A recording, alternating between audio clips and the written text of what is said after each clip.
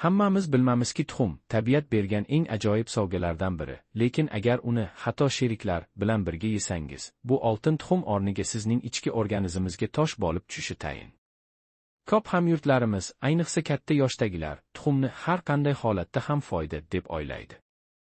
Aslida esa ba'zi ovqatlar bilan birga iste'mol qilinsa, tuxum o'zining barcha boyligini berish o'rniga, aksincha, qon tomirlarini tiqab, oshqozonni bezovta qilib, hatto yurakni og'ir sinuvga solishi mumkin. So'nggi yillarda olimlar hayratlanarli raqamni e'lon qildi. 60 yoshdan oshgan odamlarning deyarli yarmidan ko'pi tuxumni o'zlari bilmagan holda zaharlovchi usulda iste'mol qilmoqda. Ular buni sezmaydi ham, chunki alomatlar asta-sekin paydo bo'lib, yillar o'tib og'ir oqibatlarga olib keladi. Bugun men sizlarga o'sha 3 ta olimli ittifoqni, ya'ni tuxum bilan aslo birga iste'mol qilinmasligi kerak bo'lgan 3 ta mahsulotni fosh qilaman. Ulardan voz kechsangiz, tuxum siz uchun haqiqiy yoshlik eliksiriga aylanadi. Tanangiz temirdek mustahkam, fikringiz o'tkir, yuragingiz esa yosh bola kabi joshib uradi. Tayyor turing, chunki bu ma'lumotlar sizning odatiy nonushtangizni butunlay o'zgartirib yuborishi, balki hatto hayotingizga 10 yillik umr qo'shib qo'yishi mumkin. Keling, hozir birgalikda ushbu xavfli uchlikni yorib ko'raylik va tuxumni chinakam shohona tarzda iste'mol qilish sirlarini ochaylik. Birinchi qotil duet: tuxum, sut, pishloq, yogurt, ko'zga ko'rinmas dushman. Hurmatli 60 do'stlar, quloq tuting. Ko'pchiligingiz nonushtada pishloqli omlet yoki bir stakan sut bilan tuxum yeb, eng to'g'ri ish qilyapman deb o'ylaysiz. Aslida esa bu tanangizga qilingan eng katta xiyonatlardan biri. Nima uchun? Tuxum ichida keksa yoshda oltindan qimmat bo'lgan temir bor. Aynan shu temir sizni kun bo'yi baquvvat ushlab turadi, miyangizni o'tkir qiladi, yuragingizni himoya qiladi. Lekin sut mahsulotlari, ayniqsa yogurt, pishloq, qaymoq tarkibidagi kalsiy bu temirni ichakda qamatib, uni devorga mixlab qo'ygandek qilib qo'yadi. Natija: temirning 60 gacha tanangizga yetib bormaydi, qoningizda temir tanqisligi boshlanadi. Olimlar sinov o'tkazib ko'rishdi. Bir guruh odam sut bilan, ikkinchi guruh faqat suv bilan tuxum yedi. Sut ichganlarning temir so'rilishi deyarli 3 barobar kam bo'lib chiqdi. Bu degani doimiy holsizlik, tez charchash, xotira zaiflashuvi, hatto yurak ritmining buzilishi. Yana bir xiyla, sutdagi kazein oqsili temirni qoplab oladi. Xuddi plastilin bilan o'rab qo'ygandek, organizm uni umuman hazm qila olmaydi. To'g'ri yo'l qaysi? Tuxumni temirning eng yaqin do'sti, C vitamini bilan juftlashtiring. Masalan, tuxum yangi siqilgan apelsin sharbati, tuxum pomidor va bulgor qalampiri, tuxum bir hovuch qulupnay yoki kivi. Bu kombinatsiyada temir raketa tezligida qoningizga singib ketadi. Agar sut mahsulotlarisiz yashay olmasangiz, hech bo'lmaganda vaqt farqini qo'ying. Tuxum yeganingizdan keyin kamida 2-3 soat o'tgach sut, yogurt yoki pishloq yeng. Shu oddiy qoida bilan temiringizni 100 saqlab qolasiz. Hozir sharhlarda yozib qo'ying. Siz odatda tuxumni nima bilan yeysiz? Pishloq qo'shasizmi? Sut ichasizmi? Yoki allaqachon vitaminli variantlarni sinab ko'rgansizmi? Sizning tajribangiz minglab odamlarning hayotini saqlab qolishi mumkin. Ikkinchi xoin ittifoq: tuxum johori, donli non, ulkan salatlar, foyda o'rniga yo'qotish. Qadrli 60 yoshdan oshgan do'stlar, tayyor bo'ling, chunki hozir ko'pchiligingizning sevimli nonushtasini vayblanuvchilar skameykasiga o'tkazamiz. Siz odatda ertalab 1-2 tuxum qovurasiz, ustiga bir piyola johori qo'shasiz yoki yoniga katta-katta salat barglari, kepakli non solib, mana endi to'g'ri ovqatlanyapman deb xursand bo'lasiz. Afsus, bu eng katta aldanish. Nima uchun? Tuxum ichida A, D, E vitaminlari bor, suyaklaringizni temir qalqon qiladigan, ko'zingizni o'tkir saqlaydigan, immunitetingizni osmon choqqisiga ko'taradigan vitaminlar. Lekin johori, kepak, ko'p miqdorda xom salat barglari kabi kletchatka bombalari bu vitaminlarni ichakda qoplab, ularni hojatxonaga ekspress poyezdda jo'natib yuboradi. Olimlar aniq raqam berishdi. Kletchatka ko'p bo'lsa, tuxumdagi yog'da eruvchan vitaminlarning 50 gacha tanangizga yetmaydi. Yana yomoni, kletchatka sink, magniy, temirni ham o'ziga yopishtirib oladi. Keksa yoshda ovqat hazm qilish allaqachon sekinlashgan bo'ladi. Kletchatka esa ichakni tezkor yo'lga aylantirib, tuxumdagi barcha boylikni o'tkazmay qo'yadi. Natija: suyaklar mo'rtlashadi, immunitet tushadi, doim uyqu bosadi, oyoq-qo'l muzlab yuradi. Eng keng tarqalgan xato nonushta: tuxum johori bir toda salat, bu bir qarashda supersog'lom ko'rinadi, lekin aslida tuxumni deyarli bosh qobiqqa aylantiradi. Togri yo'l qanday? Tuxumni kletchatkasi past, lekin pishirilgan sabzavotlar bilan juftlashtiring. Qovurilgan ismaloq bilan tuxum brokkoli yoki qovoqqa solib qovurilgan tuxum, bir ikkita pishgan pomidor yoki qalampir issiqlik kletchatkaning zararli hiylasini yo'q qiladi va vitaminlar tinchgina qoningizga singib ketadi. Johori, kepakli non, ulkan salatlarni esa boshqa vaqtga qoldiring, masalan, tushlikdan keyin yoki kechqurun. Shunda ham, albatta foyda ko'rasiz, lekin tuxumning boyligini yo'qotmaysiz. Hozir sharhlarda rostini yozing. Siz tuxumni ko'pincha johori bilan yoki katta salat ustiga qo'yib yeysizmi? Yoki allaqachon pishirilgan sabzavotli variantlarni sinab ko'rgansizmi? Sizning tajribangiz boshqa minglab odamlarga haqiqiy hayotni saqlab qolishi mumkin. 3. So'nggi zarba: tuxum, choy yoki kofe. Millionlab odamlar har kuni qiladigan eng katta xato.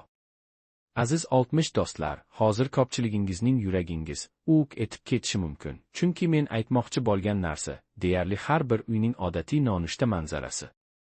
Siz tuxumni qovirdingiz, yoniga bir chashka qora choy yoki aromatli kofe quydingiz va mana endi kunim boshlandi deb o'ylaysiz.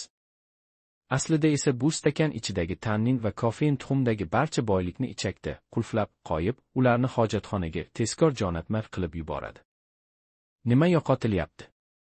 Temir 50-60 gacha sorilmaydi. Kamqonlik, doimiy holsizlik, sink, immunitet va prostata uchun oltindan qimmat kasal bo'lib yurish, guruhdagi vitaminlar, asab tizimi va energiya uchun tez asabiylashish, uyqusizlik, oqsillar ham tannin bilan yopishib, hazm bo'lmay qoladi. Olimlar tajriba o'tkazdi. Bir guruh odam tuxumni oddiy suv bilan, ikkinchi guruh esa choy bilan yedi. Choy ichganlarning temir sorilishi deyarli 2 baravar kam bo'lib chiqdi. Yana yomoni, kofein oshqozonni gazga bosgandek ishga soladi, ichakni tezkor yo'lga aylantiradi. Tuxumdagi vitaminlar va minerallar tanangizga yetib ulgurmaydi ham. Keksa yoshda hazm allaqachon sekin, kofein esa uni yanada tezkor evakuatsiyaga undaydi. Ayollarda esa alohida fojia, kofein suyaklardan kalsiyni yuvib tashlaydi. Osteoporoz xavfi osmonda. To'g'ri yo'l qanday? 1. Tuxum yegandan keyin kamida 60-90 daqiqa choy yoki kofe ichmang. Nonushta paytida ichimlik sifatida tanlang. Oddiy toza suv, yangi siqilgan apelsin, greypfrut yoki limonli suv, aromashka, yalpiz, melisa kabi o'simlik choylari kofeinsiz. 3. Kofeni ichmoqchi bo'lsangiz, tuxum yegandan roppa-rosa 1 soat o'tgach iching. Shu paytga kelib tuxumdagi boylik allaqachon qoningizga singib bo'lgan bo'ladi. Kofe esa faqat lazzatlanish uchun qoladi. Hozir sharhlarda chin dildan yozing. Siz tuxumni choy yoki kofe bilan birga yeb yuribsizmi? Yoki allaqachon 1 soat qoidasini qo'llay boshlagansizmi? Biror kishi shundan keyin o'zimni ancha baquvvat his qila boshladim deb yozsa, bu minglab odamlarning hayotini o'zgartirishi mumkin. Yakun: tuxumni endi shohona darajada iste'mol qiling va tanangiz sizga 20 yillik yoshlikni qaytarib beradi. Hurmatli 60 do'stlar, endi hammasi qo'lingizda. Siz hozirgina 3 ta olimli tuzoqni bilib oldingiz. 1. Sut, pishloq, yogurt temirni ichakda qamab qo'yadi. Johori, kepakli non, ulkan salatlar vitaminlarni ekspress poyezdda hojatxonaga jo'natadi. Choy va kofe tannin bilan tuxumdagi barcha boylikni bo'glab, foydasini nolga tushiradi. Endi esa tuxumni chinakam yoshlik eliksiriga aylantiradigan to'liq qirollik qo'llanmani beraman. Har bir bandi ilmiy jihatdan tasdiqlangan va minglab odamlar sinab ko'rgan. Tayyorlashning eng zo'r usullari foydani 100 ga yetkazadi. Qaynatilgan tuxum, yumshoq yoki qattiq, xohishingizcha, B vitaminlari deyarli yo'qotilmaydi. Pashot tuxum, oshqozon uchun eng yumshoq variant. Zaytun moyida past olovda sekin pishirilgan omlet, yog'da eruvchan vitaminlar A, D, K raketa tezligida qonga singadi.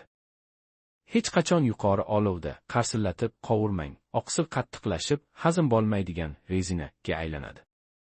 Xom yoki yarim pishgan tuxum keksa odamlar uchun qat'iyan man etiladi. Salmonella xavfi juda yuqori. Qaysi tuxumni tanlash kerak? Organik, erkin yuradigan tovuq tuxumi, omega 3 miqdori 5-7 barobar ko'p, rangi toq sariq, ta'mi haqiqiy. Oddiy do'kon tuxumi bilan solishtirganda, osmon bilan yer farqi. Qachon va qancha yeyish kerak? Kuniga 1 ta tuxum sog'lom odam uchun oltin me'yor. Yurak kasalligi, diabet, yuqori xolesterin bo'lsa, shifokor bilan maslahatlashing, lekin ko'pchilik hollarda 4-5 ta tuxum haftasiga butunlay xavfsiz. Eng yaxshi vaqt ertalab yoki tushlik. Kechqurun og'ir bo'lib qolishi mumkin. Tuxumning eng zo'r sheriklari foydani 3-5 barobar oshiradi. Yangi pomidor, bulgor qalampiri, brokkoli, ismaloq sabzi, qovoq, shirin kartoshka, beta-karotin A vitamini bilan birlashganda ko'z va teri uchun mo'jiza. Bir chimdim kurkuma, qora murch, yallig'lanishga qarshi bomba, petrushka, shivit, ko'k piyoz, antioksidantlar va mazza, bir qoshiq sifatli zaytun moyi, yog'da eruvchan vitaminlarning sorilishini 10 barobarga oshiradi. Saqlash qoidalari: aks holda tuxum zaharga aylanadi. Muzlatgichning eshigiga emas, ichki javoniga qo'ying. Harorat barqaror bo'lishi kerak. Yorilgan, hidli yoki muddati o'tgan tuxumni darhol axlatga. Yuvilgan tuxumni uzoq saqlamang, tabiiy himoya qatlami yo'qoladi. Xolesterin haqidagi 30 yillik afsonani butunlay unutamiz. 2020-2025 yillardagi eng katta tadqiqotlar aniq ko'rsatdiki, tuxumdagi xolesterin qondagi xolesteringa deyarli ta'sir qilmaydi. Aksincha, tuxumdagi xolin va lestin, yomon, xolesterinni kamaytirib, yaxshisini oshiradi. Shuning uchun kardiologlarning ko'pchiligi endi tuxumni cheklamang deb ochiq aytmoqda. Birinchi qadamlar bugundan boshlang. 1. Ertaga nonushtada choy kofeni 1 soat keyingi suring. Tuxumga 1 hovuch pomidor va ismaloq qo'shing. 1 hafta oziq-ovqat kundaligi yuriting. O'zingiz hayratda qolasiz. Energiya ko'tariladi. Tushdan keyin uyqu bosmaydi. Oyoq-qo'l iliydi. Kayfiyat osmonda. Tuxum bu Alloh keksa yoshdagi odamlarga bergan eng arzon, eng kuchli va eng mazali dori. Uni to'g'ri ishlatgan odam 70 yoshda 50 day, 80 yoshda 60 day yuradi. Uni noto'g'ri ishlatgan odam esa 60 yoshda 80 day yurib, nega tanam buncha og'ir deb shikoyat qilaveradi. Endi tanlov sizda.